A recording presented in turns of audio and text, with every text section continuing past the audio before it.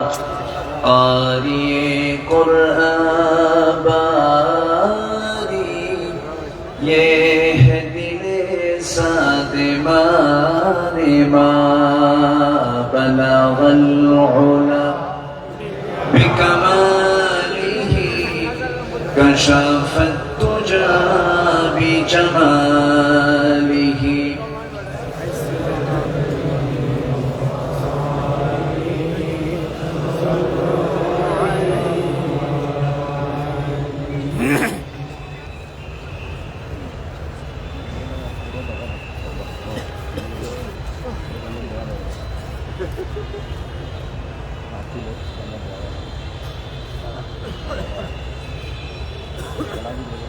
চট্টগ্রামের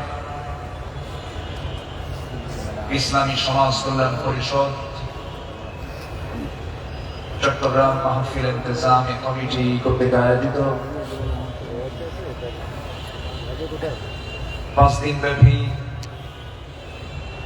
ঐতিহাসিক তাফসীরুল কোরআন মাহফিল 2025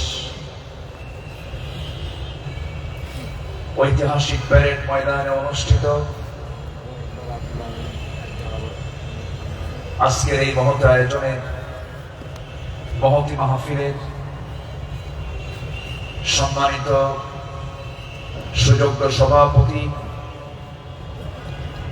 ইসলামী সমাজ কল্যাণ পরিষদ চট্টগ্রামের সম্মানিত সাহেবে সাদর শিক্ষাবিদ অধ্যক্ষ মোহাম্মদ তাহের সাহেব, আজকের মাহফিলে বরেণ্য অতিথিবৃন্দ, বিশেষ করে আমার ডান পাশে উপবিষ্ট আছেন দক্ষিণ এশিয়ার বৃহত্তম ইসলামী সংগঠন বাংলাদেশ জামাত ইসলামী চট্টগ্রাম মহানগরীর সম্মানিত আমির মজলুম জননেতা, শিক্ষাবিদ, গবেষক জনাব শাহজাহান চৌধুরী হাফিজাহুল্লাহ, আজকের মাহফিল উপস্থিত হযরত উলামায়ে কেরাম, ফাদালায়ে আযম, সুশীল সমাজ, জাতির শ্রেষ্ঠ সন্তান, শিক্ষক মন্ডলী, জাতির বিবেক, সাংবাদিক বৃন্দ, প্রশাসনের দায়িত্ব নিয়োজিত কর্মকর্তা বৃন্দ, আজকের মাহফিলের প্রধান আকর্ষণ দূরে ও কাছের বিভিন্ন স্থান থেকে, পার্শ্ববর্তী জেলা থেকে আগত তাওহীদের পতাকাবাহী, কালেমার ঝান্ডাবাহী, দ্বীন ইসলামের নরসারদুল বীর মুজাহিদ, প্রাণ প্রিয় সম্মানিত দ্বীনি ভাইরা, আড়ালে বসে আছেন শ্রদ্ধেয়া সম্মানিতা মা বোনেরা। আলোচনার সূচনায় আনুষ্ঠানিকতার মধ্য দিয়ে আমার পক্ষ থেকে আবারও দিল খোলা সালাম, আসসালামু আলাইকুম ওয়া রাহমাতুল্লাহি তাআলা ওয়া বারাকাতুহু।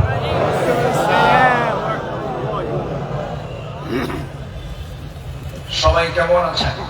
আলহামদুলিল্লাহ। কেমন আছেন? মরনা বেগুন কেন আছো? আপনি কেমন আছেন? আমি ভালো আছি আলহামদুলিল্লাহ। আল্লাহ তাআলা আমাকে আপনার সাথীতে বসে রেখেছেন, বলি আলহামদুলিল্লাহ। মহান রব্বি করিমের দরবারে লাখ কোটি শুকরিয়া যে মহান আল্লাহ সুবহানাহু ওয়া তাআলা দীর্ঘ 18 বছর পরে, 1.5 যুগ পরে এই মাঠে কোরআন শোনার এমন একটি অনুকূল পরিবেশ যে মহান রব্বে করিম করে দিলেন। সেই মহান জাল্লা শানুহুর দরবারে আমরা সবাই লাখ কোটি শুকরিয়া আদায় করছি। মুহাব্বাতান জোরালো কণ্ঠে বলে উঠছি আলহামদুলিল্লাহ।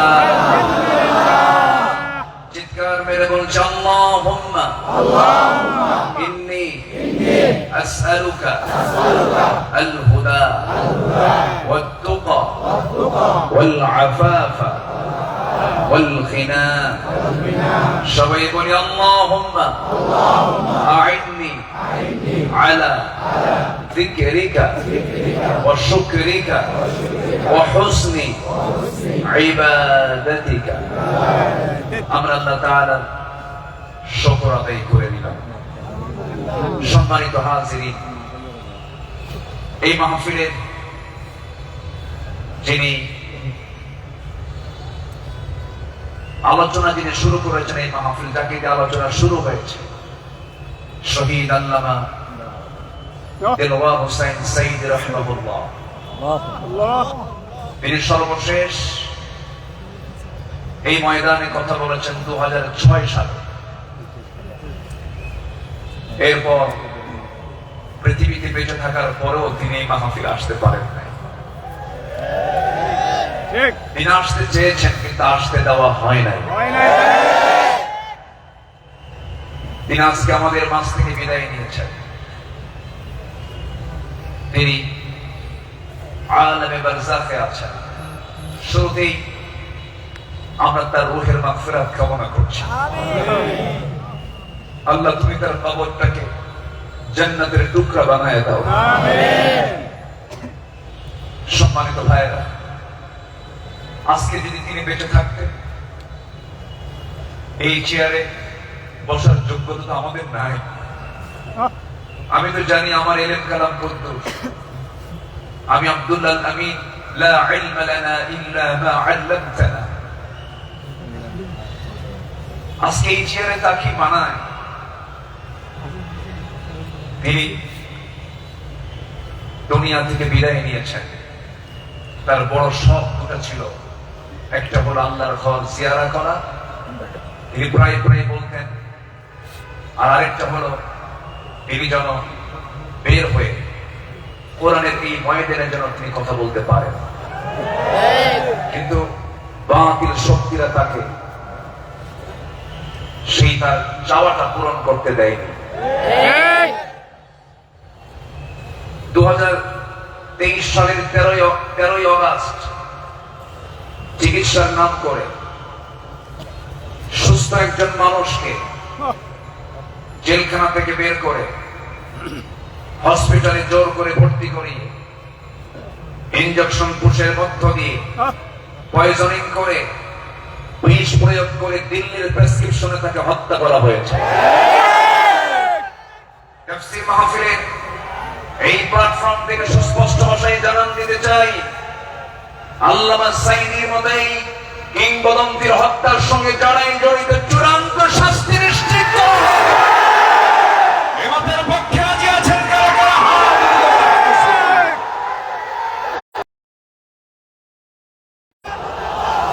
সম্মানিত ভাইয়েরা, আজকের এই তাফসীর মাহফিলে তার নাম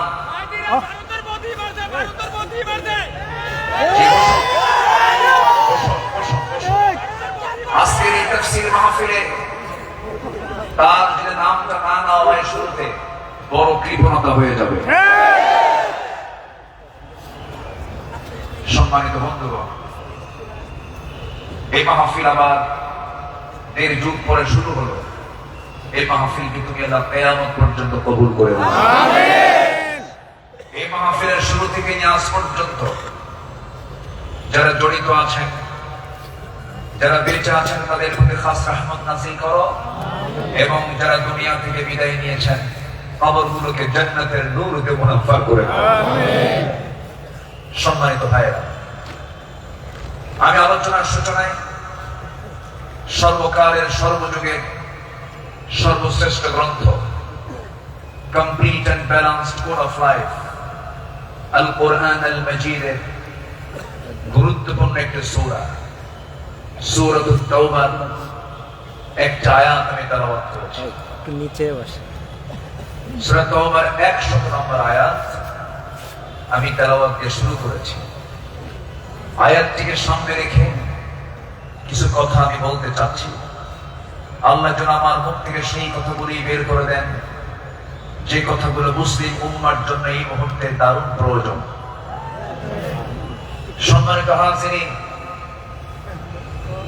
এই পৃথিবীতে শ্রেষ্ঠ মানুষ হচ্ছেন আম্বিয়া কেরাম, এবং পৃথিবীর প্রথম মানুষ একজন নবী ছিলেন, আমাদের সবার পিতা সাইয়্যিদানা আদম আলাইহিস সালাম।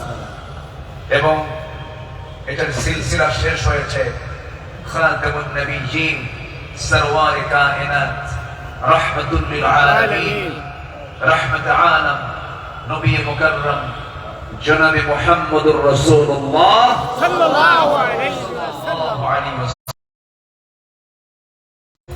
সাহাবায়ে কেরাম, আল্লাহ তাআলা তাদের সম্মান, তাদের মর্যাদা অনেক বেশি দিয়েছেন, এবং আল্লাহ নিজে তাদের শানে বলেছেন রাদিয়াল্লাহু আনহুম, আল্লাহ তাদের উপরে সন্তুষ্ট হয়েছেন।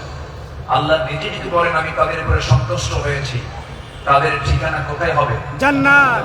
জান্নাত হবে, এটাই স্বাভাবিক।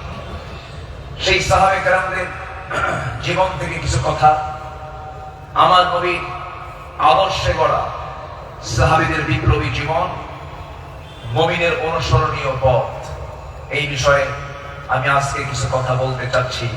ওয়ামা তাওফীকি ইল্লা বিল্লাহ আলাইহি তাওয়াক্কালতু ওয়া ইলাইহি উনীব।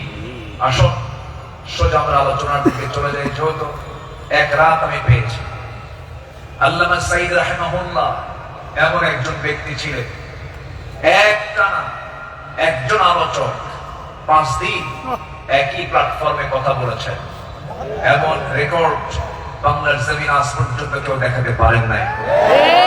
বলি আলহামদুলিল্লাহ, আলহামদুলিল্লাহ, বলি আলহামদুলিল্লাহ, আলহামদুলিল্লাহ। সম্মানিত হাজিরিন, যে কিতাব নিয়ে বসেছি, এই কিতাব আসমানি কিতাব। পৃথিবীর সকল কিতাব হলো দুনিয়া, আর এই কিতাব হলো আসমানি, স্বতন্ত্র একটি কিতাব। আল্লাহ রাব্বুল আলামিন তার কালামে তার পরিচয় দিয়ে অনেক সূরার সামনে আগে এই কিতাবের সৌন্দর্য তুলে ধরেছেন, এই কিতাবের পরিচয় আগে তুলে ধরেছেন। যেমন কোরআন খোলার সঙ্গে সঙ্গেই আমরা পেয়ে যাই আমার রবের পরিচয়, আলহামদুলিল্লাহ রাব্বিল আলামিন। এরপরে আমরা যখন সেকেন্ড সূরাতে আসি, তখন পেয়ে যাই এই কিতাবের পরিচয়, যালিকাল কিতাব লা রাইবা ফীহি। আবার আলে ইমরানে আসেন, এরকম পরিচয় পাওয়া যায়। সূরা ইয়াসিন, সূরা রহমান, সূরা ইউসুফ, অনেক সূরার শুরুতে আল্লাহ রাব্বুল আলামিন আগে এই কিতাবের সুন্দর পরিচয় দিয়েছেন।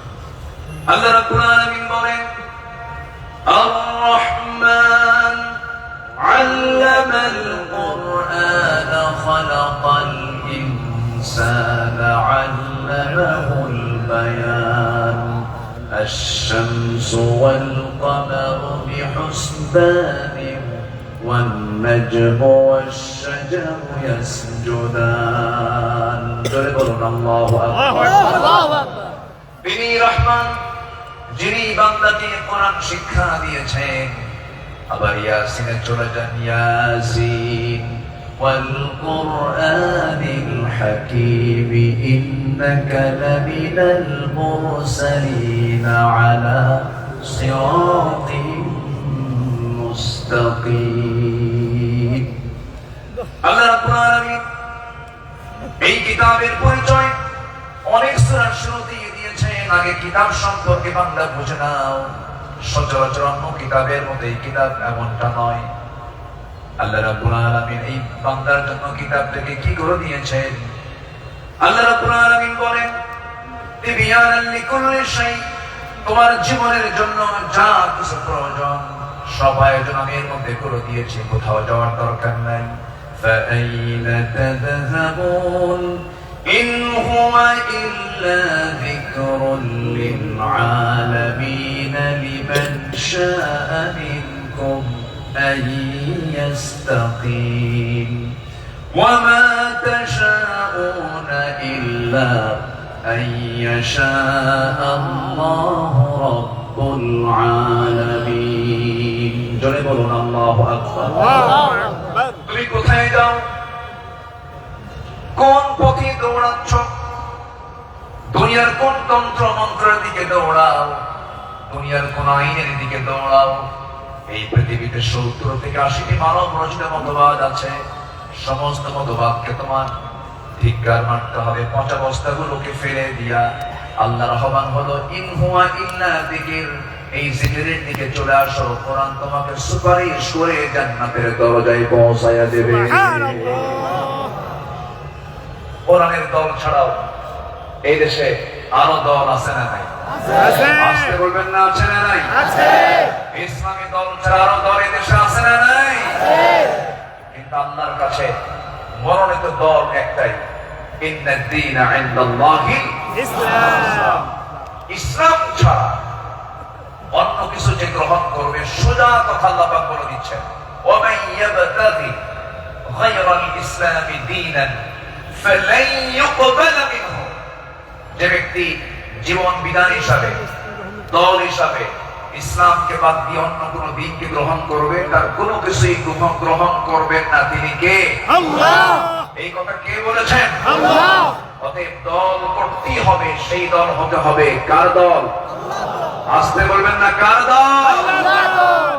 আল্লাহ রাব্বুল আলামিন বলেন ইন্নামা ওয়ালিয়্যুকুমুল্লাহু ওয়া রাসূলুহু ওয়াল্লাযীনা আমানুল্লাযীনা ইউকিমুনাস সালাতা ওয়া ইউতুনাস যাকাতা ওয়া হুম রাকিউন ومن يتول الله ورسوله والذين آمنوا فإن حزب الله هم الغالبون।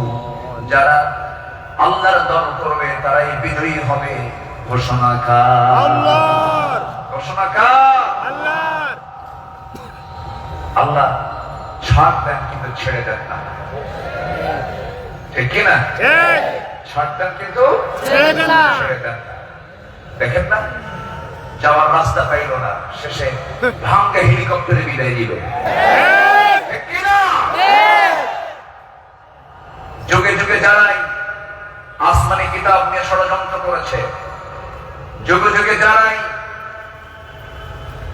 জগতের শ্রেষ্ঠ সন্তান আলিমদেরকে নিয়ে ষড়যন্ত্র করেছে, তাদের অবস্থায় ফিরআউনদের মতো হয়েছে, হামানদের মতো হয়েছে, নমরুদের মতো হয়েছে। সম্মানিত ভাইরা, এই কোরআনকে আমরা মানব শুধু নামাজে, সমাজেও। এই কোরআনকে মানতে হবে এক জায়গায় না, সব জায়গায়। সব জায়গায় মানবো, জোরে বলি ইনশাআল্লাহ। এর মধ্যে কোনো তথ্যবাদ করেনি, সব তথ্য আল্লাহ পাকের মধ্যে দিয়েছেন। من شيء ولا أصغر من ذلك ولا أكبر إلا في كتاب مبين।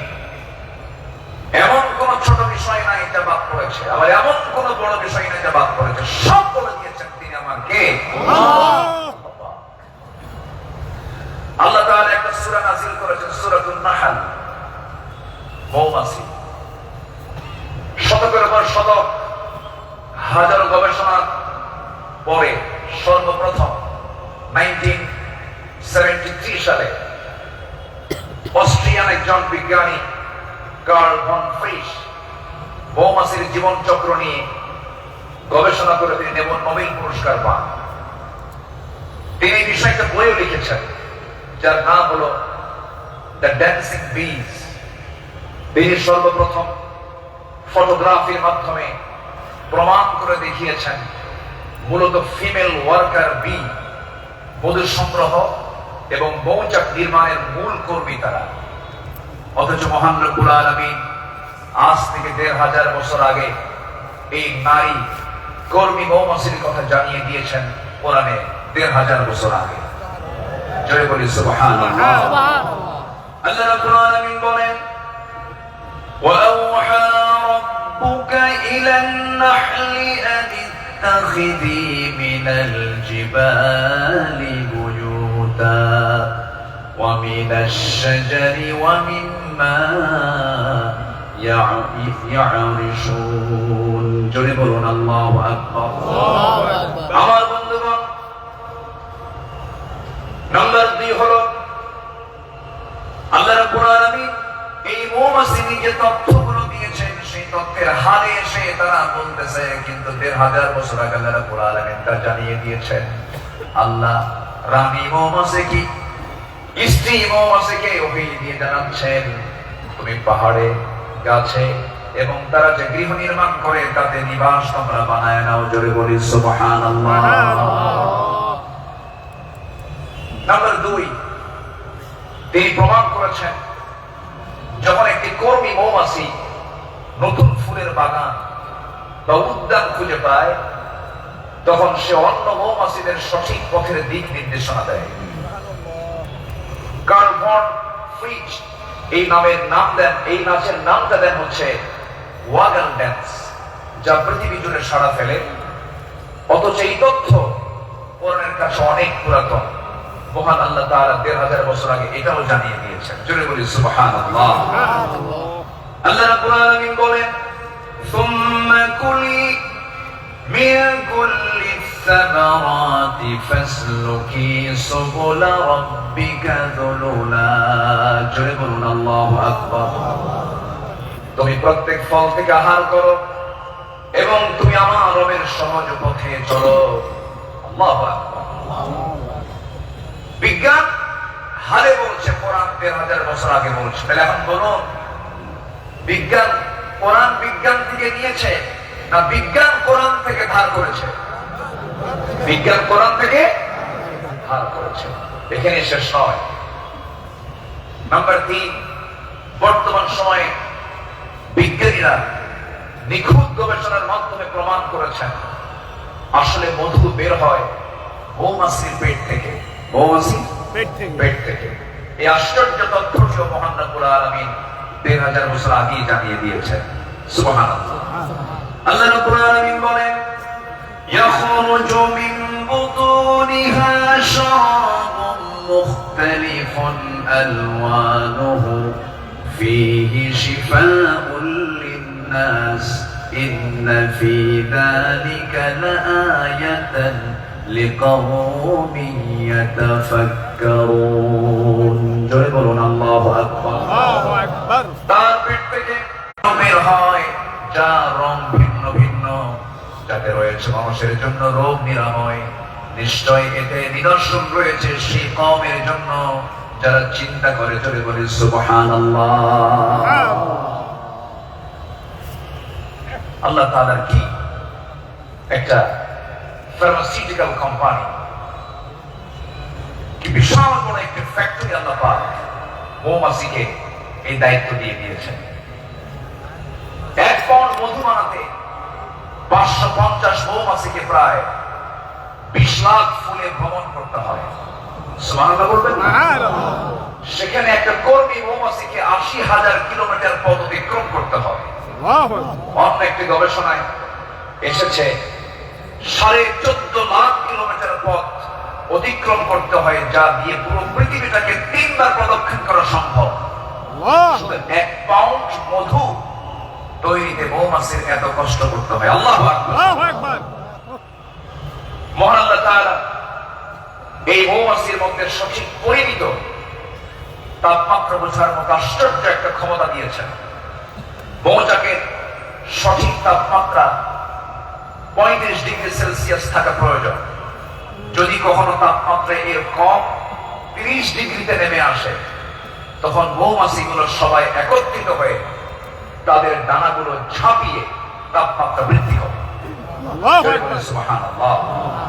আবার যদি কখনো তাপমাত্রা বেড়ে 40 ডিগ্রি হয়ে যায় তখন আবার তারা উল্টো দিকে ডানা ঝাঁপিয়ে মৌচাকে তাপমাত্রা ঠান্ডা করে।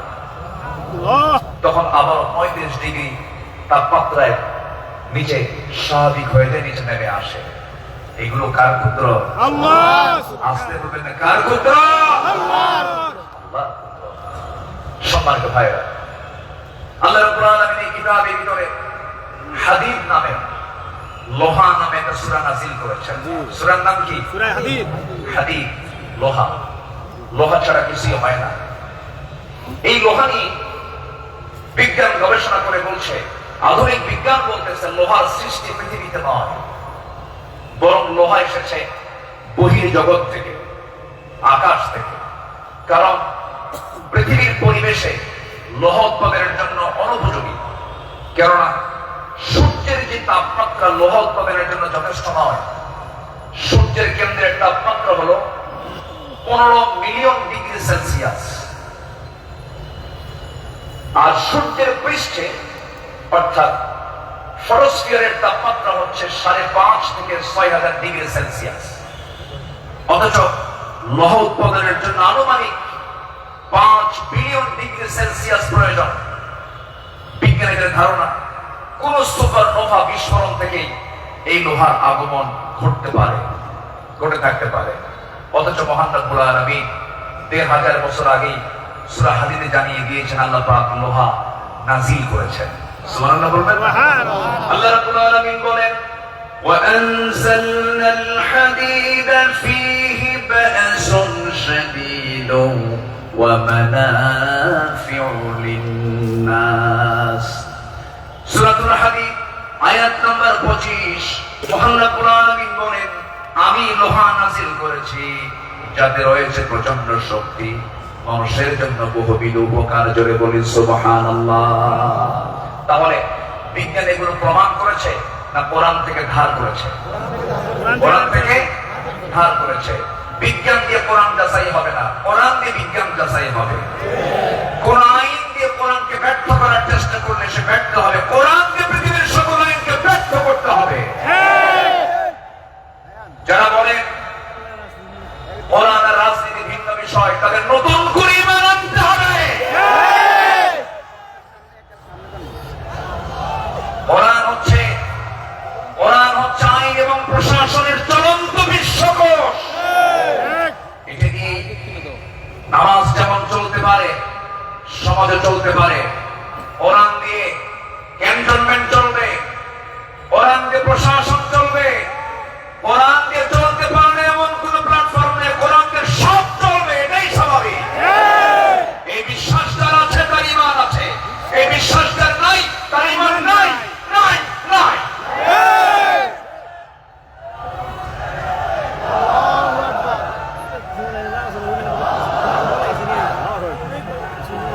সম্মানিত ভাইয়েরা, সম্মানিত বন্ধুগণ, তাহলে সব সমস্যার সমাধান কি কোরআন করতে পারে?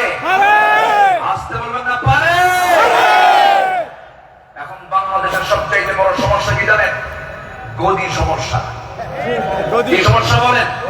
গদি সমস্যার সমাধান তো মনে হয় কোরআনে নাই। একটা আয়াত আছে, আয়াতুল কুরসি। আয়াতুল কুরসি। কুরসির মানে কি? গদি। কুরসির মানে কি? গদিটা মূলত কার? আসতে বলবে না, গদিটা মূলত কার? আল্লাহর। ক্ষমতা কারোই না, ক্ষমতা একমাত্র কার? আল্লাহ। কোরআন সম্পর্কে সংক্ষিপ্ত একটা ধারণা আল্লাহর সিস্টেম মধ্যে, আল্লাহ এই পদ্ধতিতে তিনি আলোচনা করেছেন কোরআনে। তার কথাগুলো এইভাবে আসছে। আসুন আমরা এখন মূল ওই আয়াতটার দিকে আমরা চলে যাচ্ছি। সম্মানিত বন্ধুগণ, আমার নবীর আদর্শে গড়া সাহাবীদের বিপ্লবী জীবন, মুমিনের অনুসরণীয় পথ। আমাদের পথ তো সেই পথ যে পথে আমার রাসূল চলেছেন, যে পথে সাহাবীরা চলেছেন। এই পথ ছাড়া আমাদের দ্বিতীয় কোনো পথ আছে? আসতে বলবেন না আছে? সেই সাহাবীদের সম্মানটা কত! আল্লাহ রাব্বুল আলামিন বলেন, والسابقون الأولون من المهاجرين والأنصار والذين اتبعوهم بإحسان رضي الله عنهم ورضوا عنه وأعد لهم جنات تجري تحتها الأنهار خالدين فيها أبدا ذلك الفوز العظيم جلبنا الله أكبر الله أكبر মুহাজির এবং আনসারদের মধ্যে যারা ঈমানে প্রথমে যারা অগ্রগামী হয়েছে এবং যারা নিষ্ঠার সাথে তাদের অনুসরণ করেছে, আল্লাহ তাদের সকলের প্রতি সন্তুষ্ট হয়েছেন, তারাও তার প্রতি সন্তুষ্ট হয়েছে। আল্লাহ তাদের জন্য এমন জান্নাত রেখে দিয়েছেন যার নিচ দিয়ে নহর প্রবাহিত। আল্লাহ তাআলা সেই জায়গায় তাদেরকে চিরকাল রাখবেন। আর এটার চাইতে মহা সাফল্য অন্য কিছু হতে পারে না। জোরে বলি সুবহানাল্লাহ। আমার ভাইরা, যাদের প্রতি আল্লাহ রাজি হন তারাই তোমাদের অনুসরণীয় হওয়ার কথা। যারা আল্লাহ রহমত প্রাপ্ত বান্দা, যাদের দুনিয়াতে জান্নাতের সংবাদ দিয়েছেন, এমন 10 জন সাহাবী ছিলেন যাদেরকে আল্লাহ রাব্বুল আলামিন দুনিয়াতে জান্নাতের সংবাদ তাদের কানে শুনিয়ে দিয়েছেন। জোরে বলেন সুবহানাল্লাহ। একজন সাহাবীকে যদি কেউ ফলো করতে পারে তার জন্য জান্নাত ইজি হয়ে যাবে। as-sahabatu kan-nujum, সাহাবীরা হচ্ছে আকাশের নক্ষত্রের সমান। আল্লাহু আকবার। সম্মানিত ভাইরা, মুমিনদের অনুসরণীয় যে পথ, আমি 10টা পয়েন্ট আমি কথা বলতে চাই। নাম্বার 1, আল্লাহ এবং রাসূলের প্রতি বিনম্র চিত্তে অটুট আনুগত্য। আল্লাহ এবং রাসূলের প্রতি বিনম্র চিত্তে অটুট আনুগত্য, এটা ছিল সাহাবীদের জীবনের সবচেয়ে বড় আমল। বলি আলহামদুলিল্লাহ। আলহামদুলিল্লাহ। সম্মানিত ভাইরা, আল্লাহ রাব্বুল আলামিন সুন্দর করে এই ব্যাপারে বলছেন। আল্লাহ রাব্বুল আলামিন বলেন, ইয়া আইয়ুহাল্লাযীনা আমানু আতিউল্লাহ ওয়া রাসূলাহু ওয়া লা তাওয়াল্লাউ আনহু ওয়া আনতুম তাসমাউন। জোরে বলুন আল্লাহু আকবার। সূরাতুল আনফাল আয়াত নাম্বার 20, মহান রব্বুল আলামিন বলেন, হে বিশ্বাসীরা, তোমরা আল্লাহ এবং তার রাসূলের তোমরা আনুগত্য করো। তার নির্দেশ শ্রবণ করার পরেও তার আনুগত্য থেকে তোমরা কখনো মুখ ফিরিয়ে নেবে না। আল্লাহ রাব্বুল আলামিন সুন্দর করে হুকুম আকারে দিয়েছেন। আমার বন্ধুগণ, আনুগত্য ছাড়া, ইত্তেবা ছাড়া বান্দা কখনো জান্নাত পেতে পারে না। মহান রব্বুল আলামিন আরেক জায়গায় সুন্দর করে কমর একটা আয়াত বলে দিয়েছেন, ইন কুনতুম তুহিব্বুনাল্লাহা ফাত্তাবিউনি ইউহিব্বুকুমুল্লাহু ওয়া ইয়াগফির লাকুম যুনুবাকুম ওয়াল্লাহু গফুরুর রহিম। জোরে বলুন আল্লাহু আকবার। কি মুহাম্মদ সে ওয়াফা तूने तो हम तेरे है, ये जहां चीज है क्या लौह कलम तेरे है। মুহাম্মদ কে যদি ভালোবাসো, ভালোবাসা পাবে আমার লৌহ কলম লোভিবে তোমরা, মাটির পৃথিবী সেগুন ছাড় সব পেয়ে যাবে। কিন্তু নিজের জীবনের চাইতে রাসূলকে বেশি ভালোবাসতে হবে এবং তার ইত্তেবা করতে হবে। সাহাবীরা তা দেখিয়ে দিয়েছেন তাদের প্র্যাকটিক্যাল লাইফে। ইতিহাস সবার, ইতিহাস তো একই, সবার কম বেশি জানা আছে। একজন সাহাবী ছিলেন যিনি রাসূলকে কি পরিমাণ ভালোবেসেছেন। আমার নবীজি বদর যুদ্ধের ডাক দিয়েছেন। বদর যুদ্ধের দিন আমার নবীজি রোজা ভাঙ্গার নির্দেশ দিয়ে বলেন, সাহাবীরা কে আছো, আমার ডাকে সাড়া দিয়ে বদর প্রান্তরে পৌঁছবে। তোমরা কি জানো আজকের এই দিন হচ্ছে সেই দিন যেদিন সন্তান পিতার বিরুদ্ধে যুদ্ধে নামবে। আজকের দিনটা সেই দিন যেদিন পিতা তার সন্তানের বিরুদ্ধে যুদ্ধে নামবে। আজকে গোত্র গোত্রের যুদ্ধ, আত্মীয় আত্মীয়র যুদ্ধ, জামাই শ্বশুরের সামনে মুখোমুখি হয়ে যাবে। তোমরা কি পারবে আজকের এই যুদ্ধের ময়দানে আমার আনুগত্যের মধ্য দিয়ে বাতিলদের মোকাবেলা করতে? সাহাবীরা সামনে দাঁড়িয়ে বললেন, ইয়া রাসূলুল্লাহ, আমরা রোজাও রাখবো, বাতিলদের বিরুদ্ধে মোকাবেলার সামনে দাঁড়িয়ে যাব। রাসূল বললেন, আজকের দিনে রোজা রাখার প্রয়োজন নেই, ফাইদাতুম মিন আইয়ামিন উখর, চলো আমরা জিহাদের প্রস্তুতি নিয়ে ফেলি। আমার নবীজি যুদ্ধের ময়দানে হাজির হয়ে গেলেন। আমার নবীজি যুদ্ধের ময়দানে যখন দাঁড়ালেন, 313 জন সাহাবী নিয়ে বদর নামক প্রান্তরে, রমজান মাস, আমার নবীজির সামনে যখন দাঁড়ালেন, যুদ্ধ শুরু হয়ে গেছে। ওই যুদ্ধের ময়দানে 313 জন সাহাবীর ভিতরে 2 জন সাহাবী ছিলেন তাদের বয়স একদম কম ছিল, মুআজ এবং মুআজ। এই 2 জন ছোট্ট সাহাবী 11 এবং 13 বছর বয়স। এই 2 জন সাহাবী নবীর কাছ থেকে পারমিশন নিয়ে নিলেন, যুদ্ধের ময়দানে গিয়া প্রথম কাতারে দাঁড়ায় গেছে। এক সাহাবীকে ডাক দিয়ে বলছে, ও আমার চাচা আবু জেহেল কোথায়? আবু জেহেল যে কি করবে? সঙ্গীর সঙ্গী ছোট্ট 2 জন দারাজ কণ্ঠে বলে ফেলতেছে, আমরা শুনেছি আবু জেহেল নাকি রাসূলকে খুব কষ্ট দিত, খুব জুলুম করত। আজকে আমরা কারো বিরুদ্ধে যুদ্ধ করতে আসি নাই, আবু জেহেলকে আজকে দুনিয়া থেকে বিদায় করার জন্য আজকে আমরা যুদ্ধে হাজির হয়েছি। ছোট্ট বাচ্চা মানুষ, ছোট কিন্তু ইমান খুব মজবুত ইমান। এই ছোট্ট বাচ্চার কথা শুনে ওই সাহাবী আশ্চর্য হয়ে গেলেন। সাহাবী আশ্চর্য হয়ে বলতেছে, তোমরা কি তাকে সত্যি হত্যা করবে নাকি হত্যা করব? ওই যে দেখা যায় ঘোড়ার পিঠে বসে আছে, 2 দিকে পা ছেড়ে দেওয়া। শুধু বলতে দেরি হয়েছে, যেতে দেরি হয় নাই। সিংহের মতো গর্জন দিয়া বাস পাখির মতো উড়ন্ত হয়ে দৌড় মারা শুরু করে দিয়েছে। আবু জেহেলের 2 পাশে 2 জন দাঁড়ায় গেছে। লোকজন টের পায়নি কোন গ্রুপের মানুষ। 2 জন ছোট্ট বাচ্চার হাতে ছোট্ট তরবারি ছিল, এত জোরে সজোর আঘাত করেছে 2 জন মিলে। আল্লাহু আকবার বলে আবু জেহেল ওই যে জমিনে খরসই হয়ে পড়ে গেছে, কোমর সোজা করে আবু জেহেল আর দাঁড়াতে পারে নাই। এইদিকে বড় ভাই মুআজের পিছন থেকে একজন কাফের এসে তার ডান হাতে পিছন দিক থেকে তরবারির যখন একটা আঘাত দিয়েছে, এক আঘাতে তার ডান হাতটা চামড়ার সঙ্গে জ্বলতে লাগলো। ঠনঠন করে তরবারি পড়ে গেছে। যুদ্ধ করবেন কেমনে? তার ডান হাতটা চলতেছে চামড়ার সাথে। দৌড় মেরে চলে গেছেন, বাম হাতে তরবারি করে নিয়েছেন।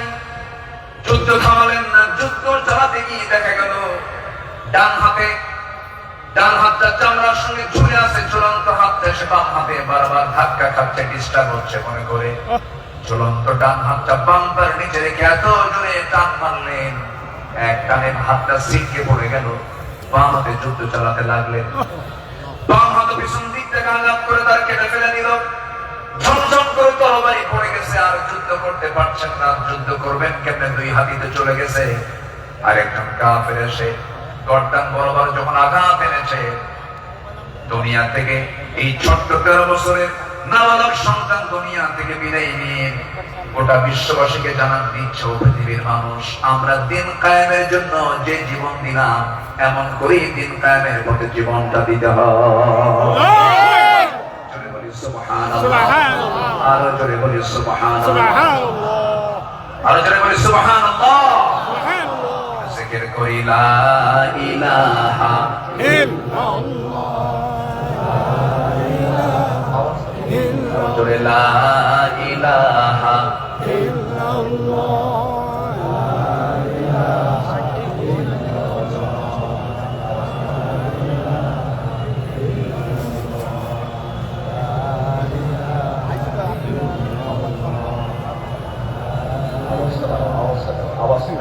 আরো জোরে লা ইলাহা,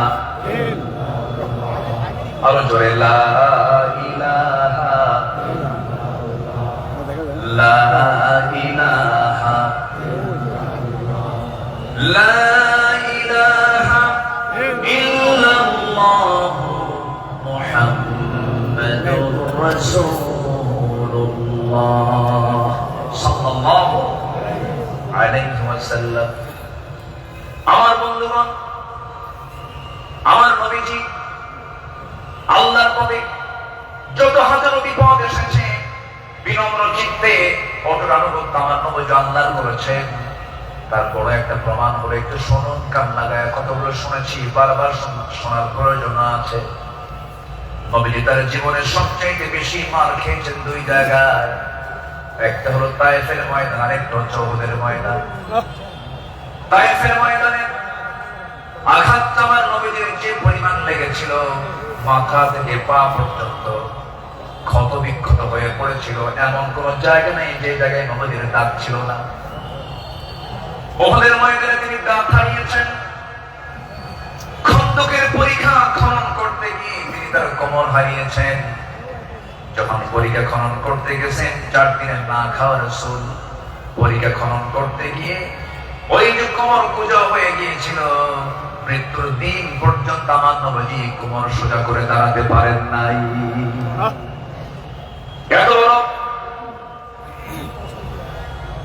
কঠিন মুসিবতের সম্মুখীন আমার নবীজি হয়েছেন। সবচেয়ে কঠিন টাইম চলে গেছে হলো তায়েফের ময়দানে। বুক ভরা সাথে কালিমার দাওয়াত দিতে গেছেন, কিন্তু সেই জায়গায় আমার নবীজি ফুল পেয়েছেন না পাথর পেয়েছেন? পাথর। ফুল পেয়েছেন না পাথর পেয়েছেন? পাথর পেয়েছেন। পাথর পেয়েছেন। কিন্তু আমার নবীজি রক্তাক্ত অবস্থায় পড়ে থাকলেন। জুতার তলার সঙ্গে পায়ের তলার জমাট বেঁধে গেছে। নবীজি দাঁড়াতে পারছেন না, সেন্সলেস হয়ে পড়েছিলেন। কিন্তু যখন হোশটা ফিরে আসলো, মালাকুল জিবাল এসে নবীকে লক্ষ্য করে বলছেন, ইয়া রাসূলুল্লাহ, 2 দিকের পাহাড় দিয়ে চাপা এদেরকে আমি শেষ করে দিই, আপনি শুধু অর্ডার করেন। জবাব আমার রাসূল বললেন, লা বাল আরজু আন ইউখরিজাল্লাহ মিন আসলাবিহিম মান ইয়াবুদুল্লাহ ওয়াহদাহু লা ইউশরিকা বিহি শাইআন। সহিহ মুসলিমের হাদিস এসেছে, রাসূল বলেন, না না ও ফেরেশতা, এদেরকে চাপা দিয়ে মেরো না। আমি আশা করি এদের ওরস থেকে যে সন্তান জন্ম নেবে তারা আল্লাহর ইবাদত করবে। জোরে বলি সুবহানাল্লাহ। রাসূল তাদেরকে মাফ করে দিয়েছেন। আমার বন্ধুগণ, আমার নবীজি আনুগত্য কাকে বলে আল্লাহ রাসূল তা শিখিয়ে দিয়েছেন, সাহাবাদের জীবনে এটা শিখিয়ে দিয়েছেন। সাহাবে কেরাম রাসূলকে জীবন দিয়ে ভালোবেসেছেন। মিকদাদ রাদিয়াল্লাহু তাআলা আনহু রাসূলকে সামনে দাঁড় করিয়ে বলছেন, ইয়া রাসূলুল্লাহ, والله يا رسول الله لا نقول كما قالت بنو إسرائيل لموسى فاذهب أنت وربك فقاتلا إنا هاهنا قاعدون ولكننا نقاتل عن يمينك وعن يسارك ومن بين يديك ومن خلفك। جربوا يا الله أكبر। يا رسول الله আমাদের কেমন পাবেন না, যেমন করে মুসার উম্মত মুসাকে বলেছেন, এমন করে আমরা তা বলবো না, আপনাকে বলবো, আমরা আপনার ডান থেকে বাম থেকে সামনে থেকে পিছন থেকে যখন ডাক